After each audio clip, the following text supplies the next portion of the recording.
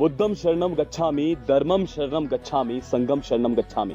इसी भाव के साथ वॉइस ऑफ किन्नौर 88.4 एफएम में आप सभी का हार्दिक स्वागत है। और आज हमारे साथ एक ऐसी खास शख्सियत जुड़े हैं जिन्हें किसी परिचय की आवश्यकता ही नहीं है, जिन्होंने बौद्ध दर्शन में आचार्य की उपाधि बनारस से प्राप्त की और लद्दाख में सेंट्रल इंस्टीट्यूट ऑफ बौद्धिज्म स्टडीज में अनुवादक यानी ट्रांसलेटर के तौर पर भी कार्य किया है। और आज ये हिमाचल में और जिला किन्नौर में ट्रांसलेटर के तौर पर वो अन्य तरीकों से जन सेवा कर रहे हैं। जी हाँ दोस्तों, चलिए अब इन्हीं के पास चलते हैं। और आज वैसे भी आप जानते ही हैं कि बुद्ध पूर्णिमा का खास अवसर भी है, तो इनसे आशीर्वाद लेते हैं। जी सर।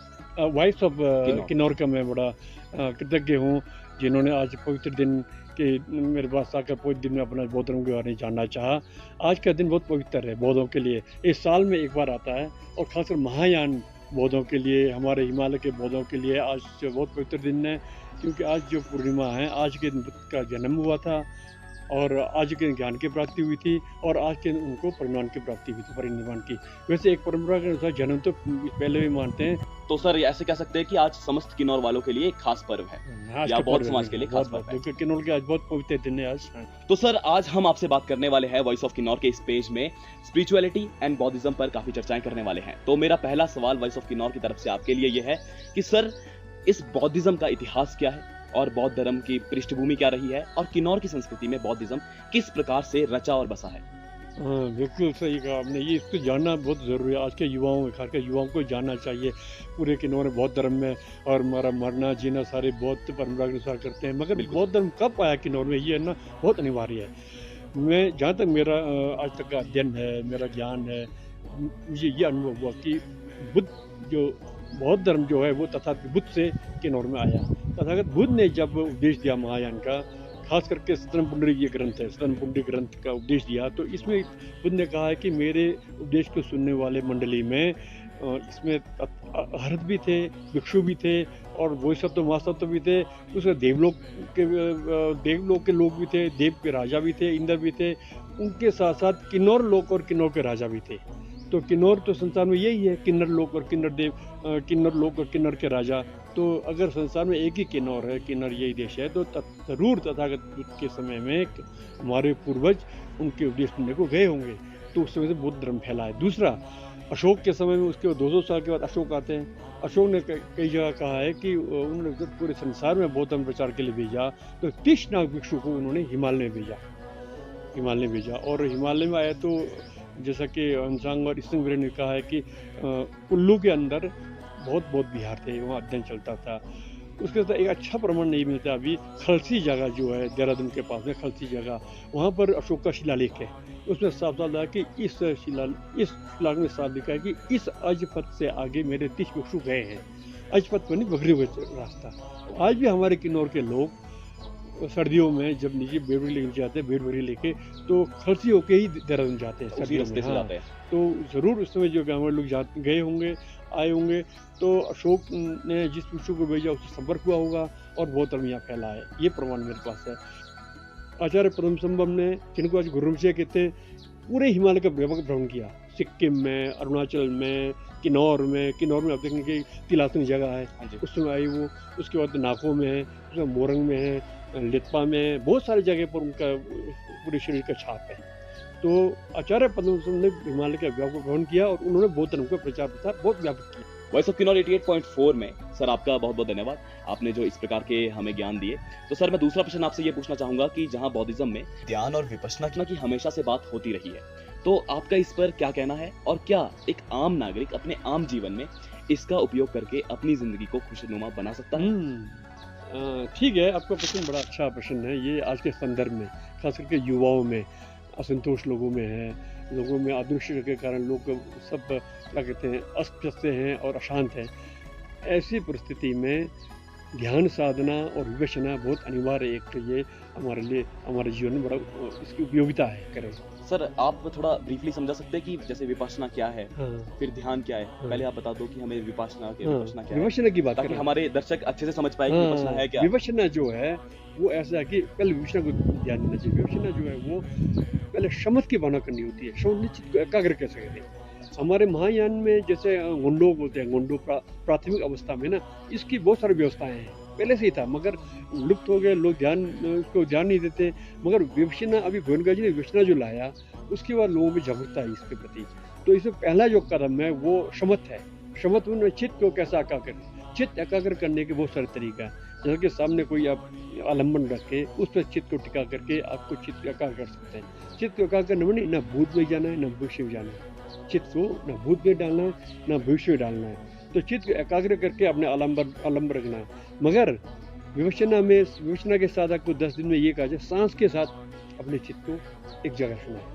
सांस कैसा जा रहा है, सांस कैसा, उसके साथ चित्त को एकाग्र करके चित्त को शांत रखने की व्यवस्था है। तो उसके बाद इसके अभ्यास करते करते करते विवशना उच्च कोटि की साधना है। विवशना उसमें जो तो फिर शून्यता का आभास होता है। अपने शरीर को हम नित्य नहीं मानते हैं, अपने शरीर को हम स्थूल रूप में नहीं मानेंगे, सूक्ष्म रूप में मानेंगे तो विवशी हो जाते हैं। वो तो विवशन होता है। ध्यान जो है ऐसा होता है, बौद्ध धर्म में जितने भी अध्ययन करते हैं उसका मूल ध्यान है। ध्यान जैसे कि आप मंदिर जप करते हैं तो मंदिर जप करते आपने मणि का जप किया तो आर्य अवलोकित ईश्वर का ध्यान करना है आपने। उनको मन में याद करना है, चाहे मस्तिष्क को अपने सिर पर करना हो या सामने करना हो या हृदय स्थल में करना हो तो वो ध्यान हुआ हो। आपको ध्यान नहीं भटका के जिस बोधिसत्व जिस बुद्ध का हम मंत्र जप कर रहे हैं उस पर चित्त को एकाग्र करना है, वो साधना है। Okay sir. तो सर आज के आम जीवन में कैसे लोग अपनी संस्कृति में अपने आम से जीवन में इसका उपयोग कर सकते हैं? हाँ, ये आज के जीवन खासकर जो है तो अभी आज का जो आधुनिक जो युवा पीढ़ी है वो आधुनिक शिक्षा से शिक्षित है। इसमें नैतिकता का अभाव है। नैतिकता का अभाव है तो ऊपर से फिर ये इलेक्ट्रॉनिक चीज़ आ गई, मोबाइल आ गया तो और भटक गया। तो ये आज का जो अध्ययन है, जो हमारा पढ़ाई है, आधुनिक जो शिक्षा है, ये मात्र बौद्धिक शिक्षा है। बौद्धिक शिक्षा, हमने कैसा नौकरी प्राप्त करना है, हमने क्या मतलब ये कैसा पढ़ा जाए, कैसा तैयारी किया जाए हमको नौकरी मिले, ये मात्र इतना ही है। शिक्षा तो वो होता है जिससे आपका चरित्र सुधरे। शिक्षा वो है, आप शिक्षित होके आप अपने को कैसा सुधारें, वो शिक्षा है। तो इसमें हमारे आधुनिक शिक्षा में नैतिकता की कमी है। नैतिकता की कमी को दूर करने के लिए विपश्यना है, ध्यान है, बौद्ध धर्म की बहुत बड़ी भूमिका है। क्योंकि बौद्ध धर्म है ही है। अगर आधुनिक शिक्षित व्यक्ति बौद्ध धर्म को थोड़ा भी झुक जाए तो वो बड़ा ईमानदार बनेगा। जैसे कि अच्छा एक विपश्यना का साधक होगा तो अपने नौकरी करते समय, रोजगार के समय, चाहे ऑफिसर हो चाहे कर्मचारी हो, वो समय पर काम करेगा, ना घूस खाएगा, ना तो वो किसी के प्रति बुरी भावना रखेगा। वो अपना ठीक सरकार का जो उस पर दायित्व है उसका निर्वहन करेगा। वो ये क्यों आज लोग अपने दायित्व का निर्वहन क्यों नहीं कर रहे हैं? ना तो ईमानदारी से कोई काम करता है, ना तो ठीक समय पर कोई सरकारी काम करता है, सेवा नहीं देता है। इसका कारण यही है कि लोगों नैतिकता नहीं है। नैतिक गुण को विकास करने के लिए बौद्ध धर्म बहुत अच्छा है, अच्छा माध्यम में अच्छा तरीका है। मतलब महोदय ने हमें बताया कि किस प्रकार से हम अपने जीवन में बौद्धिज्म का प्रयोग करते हुए या बौद्ध धर्म को अपनाते हुए एक अच्छे इंसान के प्रति जा सकते हैं, यानी एक अच्छे इंसान बन सकते हैं। तो वॉइस ऑफ किन्नौर के इस पेज में आचार्य साहब से मैं अगला प्रश्न ये पूछना चाहूंगा कि आचार्य साहब, आज के जो चुनौतीपूर्ण युग रहा है, जहां आज चुनौतियां ही चुनौतियां हैं, अहिंसा की काफी ज्यादा आवश्यकता है, तो बौद्धिज्म हमेशा से करुणा और अहिंसा की बात करता रहा है। तो आपका इस पर क्या कहना है? आज के युग में किस तरह से इन चुनौतियों को अहिंसा और करुणा से हम कम कर सकते हैं? आपका क्या विचार है? बहुत अच्छा है, तो बहुत अच्छा हमने प्रश्न पूछा। ये तो बहुत ही अच्छा प्रश्न आज के संदर्भ में, आज के युवा युवती हमारे और पूरे देश के पूरे संसार में तनाव चल रहा है। इस तनाव के युग में अहिंसा और करुणा दो ऐसे बिंदु हैं जिसके द्वारा मानव की शांति की हम कल्पना कर सकते हैं। नहीं तो मानवीय शांति होना संभव नहीं है। ये दो ही केंद्र बिंदु हैं, करुणा और अहिंसा। तथागत बुद्ध के जो उपदेश है उसका मूल भी करुणा और अहिंसा है। अब करुणा अहिंसा आपस में जुड़े हुए हैं। अच्छा, करुणा वो चीज़ है, करुणा किसे कहते हैं? करुणा माने दुख के आलम्बन करके करुणोत्पन्न करते हैं। किसी के दुख को देखकर हम सहन नहीं करते हैं ना, वो करुणा है। अच्छा, करुणा मैत्री दो चीज़ है। मैत्री जो है तो हम किसी के सुख को व्यक्त करने का जो सोचते हैं ना, वो मैत्री है। करुणा में किसी के दुख को हटाने का जो प्रयास करते हैं ना, हमारे मन के अंदर किसी भी संपूर्ण प्राणी मात्र के दुख को हटाने का, संपूर्ण प्राणी मात्र का, मैं मानव मात्र का नहीं कह रहा हूँ, संपूर्ण प्राणी मात्र का, संपूर्ण प्राणियों के दुख को हटाने का जो मन के अंदर एक बेचैनी होती है ना, वो करुणा है। करुणा का साधना करने का सब उत्तम तरीका है मणि का जप करना। और मने पन्ने मणि का जप करने से करुणा खुद उत्तम है। क्यों कि तथागत बुद्ध का जो करुणा का स्वरूप है वो आर्य अवलोकितेश्वर है, चैनल उनका मंत्र माने है।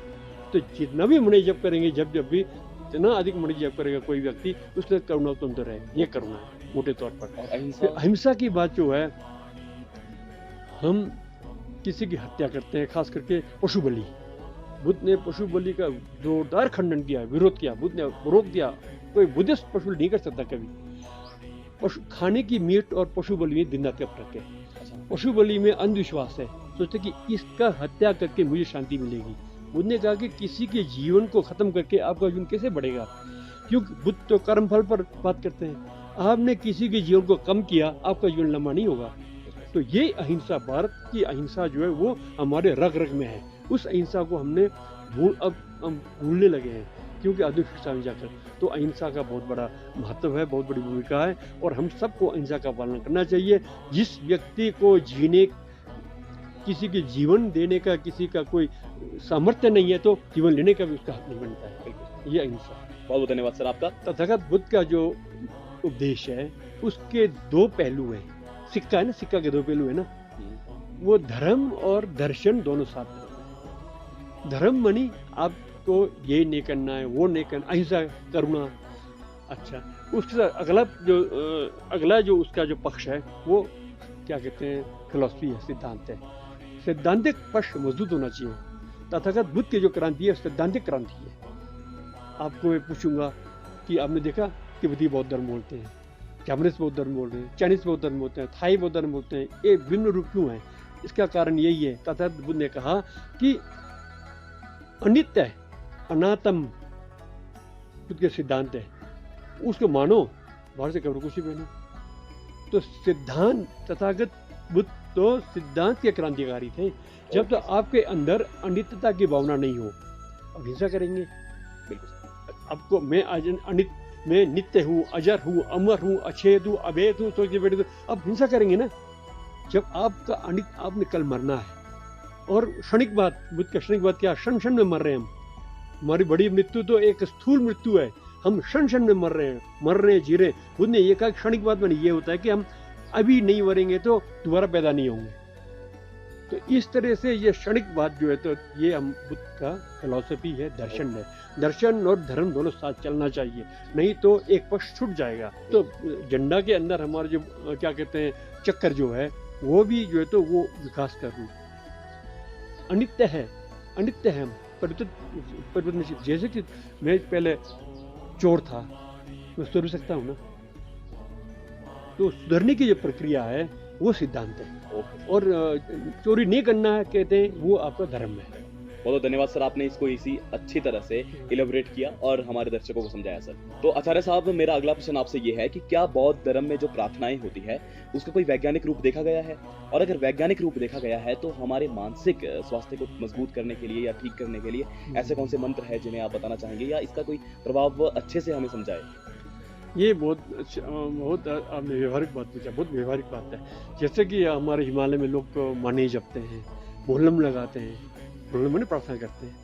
ये मोहल्लम जो लगाते हैं ना हम शुद्ध मन से, ये वेव्स में जाता है, तो वैज्ञानिक है। जैसे कि आपका कोई, आपकी पत्नी है कहीं दूर बैठी है, या आपका भाई दूर बैठे, आपकी माँ बैठी है बहुत दूर। अब यहाँ प्रार्थना, माँ के लिए प्रार्थना करेंगे कि मेरी माँ के मन में जो तो बुरी भावना नहीं आए, मेरी माँ सुख से रहे, शांति से रहे। अब तथागत बुद्ध तीर्थन के सामने बैठ के प्रार्थना करेंगे तो वेश में वो जाता है, वहाँ जाके उसको प्रभाव डालता है।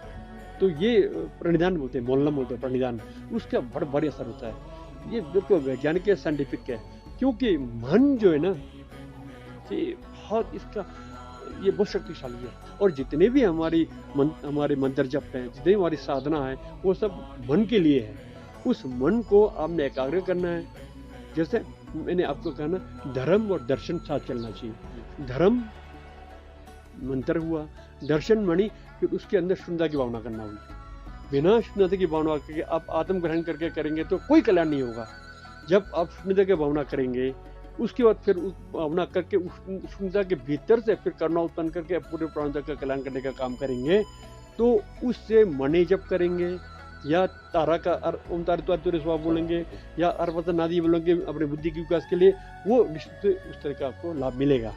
और वो इसलिए कोई भी मंत्र जप करते हैं तो उस समय वो जप करने वाला व्यक्ति चाहे चल भी रहा हो, चाहे कुछ भी काम कर रहा हो, मंत्र जप कर रहा है, तो उसका मन एकाग्र होता है और मन के अंदर शून्यता की भावना होती है। शून्यता की भावना से क्या हो जाता है कि हमारी जो बंधन है संसार का टूट जाता है वो, बिल्कुल। और टूट के फिर जो है आगे उसके बाद मुल्लम लगाते हैं, प्रार्थना करते हैं, प्रणिधान करते हैं, तो वो निश्चित स्थान में उसका प्रभाव ढालता है। तो दर्शकों, कहीं ना कहीं हम ये कह सकते हैं कि जो बौद्धिज्म के मंत्र है वो कहीं ना कहीं हमें मानसिक रूप से अच्छे बनाए रखते हैं या मानसिक रूप से हमें खुश कर सकते हैं और ठीक भी कर सकते हैं। जी हाँ दोस्तों, अब आगे की चर्चा भी इनसे करेंगे और बने रहिए वॉइस ऑफ किन्नौर 88.4 एफएम के साथ। तो दर्शकों, कहीं ना कहीं हमने देखा है कि बौद्धिज्म में हमेशा से पुनर्जन्म के सिद्धांत को माना गया है। तो सर, मैं आचार्य साहब से ये जानना चाहूंगा कि हमारे दर्शक भी ये जानना चाहते हैं कि बौद्ध धर्म में जो पुनर्जन्म का कॉन्सेप्ट है उसके बारे में आप सरल शब्दों में हमें कुछ समझाइए। बिल्कुल, पुनर्जन्म देखो, बौद्ध धर्म तो कर्म पर आधारित है, कर्मफल पर। कर्मफल कर्मफल की वजह से प्रतीत समुत्पाद है, प्रतीत समुत्पाद। जैसे कि आपने जो बीजा वो उत्पन्न होगा। आपने अभी मटर बीजा, मटर उत्पन्न होगा। उसी तरह से आपने अच्छे कर्म किए, उस अच्छे कर्म के फल से अगला जन्म को मिलना है। ये नहीं कि ये हम पैदा हुए मर गए, कुछ नहीं है, ये नहीं है। क्योंकि कुछ नहीं होते तो कोई व्यक्ति मेरे बोलते ना, बच्चा नहीं बोलते मैं वहाँ का हूँ, यहाँ का हूँ, वहाँ का हूँ, बोलते रहता है। तो निश्चित तौर पे पहला जन्म था, तो पहला जन्म तो अगला भी होगा।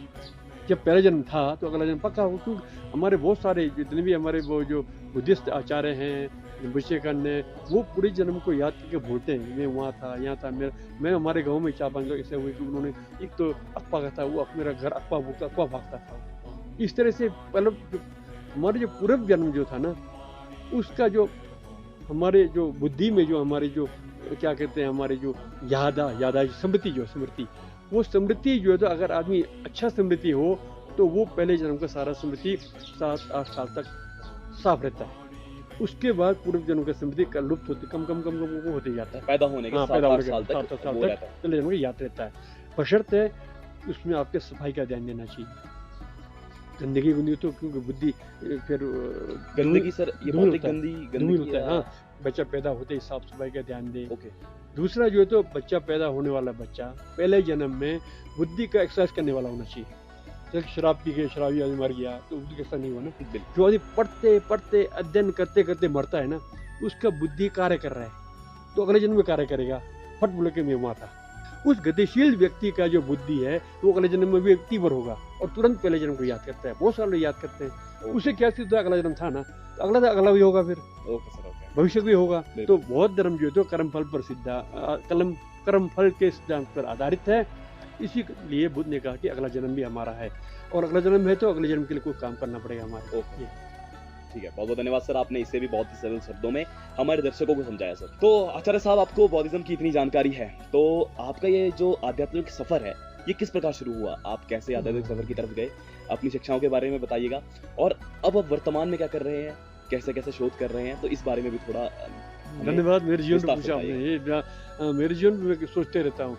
ये हमारे जो माँ बाप का संस्कार ना, बहुत बड़ी बात है। माँ बाप संस्कार, मेरे पिताजी अच्छे बुद्धिस्ट विद्वान भी थे और साधक भी थे, और तिब्बत में बहुत बार गए, 10 बार तिब्बत में गए, तो उनके संस्कार हम पर पढ़ा। तो जैसे मैंने अपने मोरंग से मैंने 9th तक का अध्ययन किया, 10वीं कक्षा पढ़ रहा था, तो फिर मैं बनारस गया। वहाँ से हमारे मित्र थे मोहित दुर्जे, मेरे अभी तो वहाँ भाषण चल रहे हैं, तो उन्होंने मेरे को बुलाया, आप भी वहाँ पढ़ने आओ। फिर बनारस गया, तो बनारस गया तो फिर बौद्ध धर्म का अध्ययन किया। उस समय भी मैं अगर भिक्षु वेश पे होता तो ज़्यादा पढ़ता, मैं क्यों गृहस्थ था तो हल्का पढ़ा। फिर भी मैंने थोड़ा अध्ययन किया तो जीवन में काम आ रहा है। ये मैंने आचार्य तक मैंने अध्ययन किया। आचार्य का तंत्र में मैंने थोड़ा शोध करने का प्रयास किया था। मैं तंत्रयान पर बौद्ध धर्म में 4 तंत्र, बहुत जैसे आपको कहा ना कि बौद्ध महायान के 2 अंग है, सूत्र तंत्रयान। तंत्रयान में भी 4 है, क्रिया तंत्र, चर्य तंत्र, योग तंत्र। ये अगला विषय दोबारा बात करेंगे। अच्छा, बिल्कुल। तो अनुत्तर योग तंत्र पर मैंने काम करने का प्रयास किया था, क्योंकि हमारे किन्नौर में ज़्यादा अनुत्तर योग तंत्र है। तो मैंने आर्टिकल से लिखा, तो उसके बाद मैं किन्नौर में रहा हूँ, और किन्नौर में मेरा ये प्रयास है कि कोई भी रिमोशी आते हो, चाहे न्यूमा के, चाहे केलू के, चाहे सक्या के, चाहे कोई भी आए, उनका मैं अनुवाद के लिए मैं जाता हूँ। कोई बुलाए तुरंत मैं अनुवाद करता हूँ, और अनुवाद करता हूँ। फिर लिखित अनुवादों में मैंने 2 किताबें किया है, बर्दो थोड़ो का किया है, दही गठन का किया है, फिर गणेश जब्र का की जाता का उसका किया है, तो इस तरह मैं तो 2 4 फिर थोड़ा सा मैंने जब डेली पूजा पाठ है ना उसका भी मैंने अनुवाद किया है। तो अभी मैं जो काम कर रहा हूँ लगभग 30 साल गया मेरे को। मैं एक बोटी हिंदी शब्द सुना रहा हूँ, ओके वतन हिंदी का, बहुत सरल। वो मेरी जो कलेक्शन ने अभी मेरे टाइपिस्ट भेजा है, वहाँ से शब्द है, बनारस से जहाँ पढ़ा हूँ वहाँ से शब्द है, सारनाथ में तिब्बती संस्थान ने अभी यूनिवर्सिटी बनाया है, तो वो वहाँ से छाप रहा है। 3 साल हो गए मेरे जो शब्द संग्रह है उसका कंप्यूटर इनपुट हो रहा है। तो इस साल 2 वॉल्यूम आने का होने की उम्मीद है। मेरे जो शब्द संग्रह है वो 1.5 लाख है। क्या बात है सर। और 8000 पेजेस हैं उसमें, तो 8-10 वॉल्यूम में आएगा। तो ये मेरा क्या कहते हैं मेरे के जीवन में मैंने थोड़ा मैं सोचा कि मैं अनुवाद करूँगा, तो मैंने 4-5 मैं इतना ही प्रयास करूँगा जीवन में 5-6-7 ग्रंथों का अनुवाद करूँगा। अगर शब्दकोश बनाऊँगा तो बहुत लोगों को फायदा होगा, ज़्यादा अनुवाद होगा, तो शब्दकोश बनाए। उसके बाद मैं सोच रहा हूँ कि किन्नौरी हिंदी का बनाने का, शब्द में संग्रह किया है किन्नौरी हिंदी का बनाने का। और उसके बाद मेरा उद्देश्य है कि किन्नौर का इतिहास लिखूँ। क्या बात, किन्नौर का इतिहास अच्छा नहीं है, तो ये मेरा अभी काम नहीं चल रहा। बिल्कुल सर, यानी हम ये कह सकते हैं सर ने करुणा के भाव को मद्देनजर रखते हुए जन कल्याण का कार्य कहीं ना कहीं आज सर कर रहे हैं। तो आचार्य साहब से अगला प्रश्न मैं जाते जाते कुछ इस प्रकार पूछना चाहूँ कि आज की दुनिया में जहाँ भौतिकता का बोलबाला है, मोबाइल फोन आ चुके हैं, कंप्यूटर कहाँ काफी एडवांस हो चुके हैं, अब तो AI सिस्टम भी आ चुका है, तो ऐसे में बौद्धिज्म अपनाने से क्या क्या फायदा आज के युवाओं को हो सकता है, और जाते जाते कुछ संदेश युवाओं के लिए भी दीजिएगा। ओह, आपने ये तो बहुत जरूरी है। अगर जैसे कंप्यूटर चला रहे हैं आप, कोई भी इलेक्ट्रॉनिक चीज़ चला रहे हैं, कोई भी काम कर रहे हैं, क्या चाहिए आपको? आज का आदमी भटकता है, मन भटकता है। जो जब जापान है, आज जापान टेक्नोलॉजी में इतना एडवांस क्यों कर रहा है? क्योंकि वहाँ पर 90% लोग बुद्धिस्ट हैं। वो बुद्ध को मानेंगे और मन को एकाग्र करेंगे एक जगह। जैसे कि आप कंप्यूटर काम कर रहे हो, तो कंप्यूटर पर ही आपका मन लगा रहे तो अच्छा काम होगा ना। बिल्कुल सर। फिर आप साइंस में टेक्नोलॉजी में काम कर रहे हो, तो टेक्नोलॉजी में जब आपने काम किया, काम करने के लिए आपका मन एक जगह लग के काम करेंगे तो अच्छा साइंटिस्ट बनेंगे आप। बिल्कुल। हमारे युवा कोई भी काम, जैसे कि एक क्रिकेट खेल रहा है, क्रिकेट खेलने में वो मन एकाग्र करके अरे सब भूल के उस पर लगा रहे तो अच्छा खेला क्रिकेट हो। इसी तरह कोई भी काम करेगा, बौद्ध धर्म जो तो वो चित्त को एकाग्र करने का सबसे अच्छा साइंटिफिक उपाय है। इसी तरह से फिर जो रास्ता जो है तो मध्यम मार्ग है। मध्यम मार्ग है ना, मध्यम मार्ग क्या है? आप 2 अंत है, एक उधर का अंत है, इधर का अंत है, दोनों अंत में नहीं जाना है, बीच में रहना है। जैसे हमारे वेद परंपरा में आत्मा नित्य अजर अमर है, वो क्या हुआ? शाश्वत अंत हो गया। फिर दूसरा चारवाक है, वो क्या कहते हैं? कांडा को किसने तेज किया, मटो किसने गोल किया, कुछ नहीं है, खाओ पियो, वो उच्छेदवाद है। शाश्वतवाद और उच्छेदवाद का जो बीच का रास्ता है वो मध्यम मार्ग है। ना तो है ना तो नहीं है, वो नहीं बात भी नहीं है और है भी नहीं है, उसके मध्यम रास्ता है।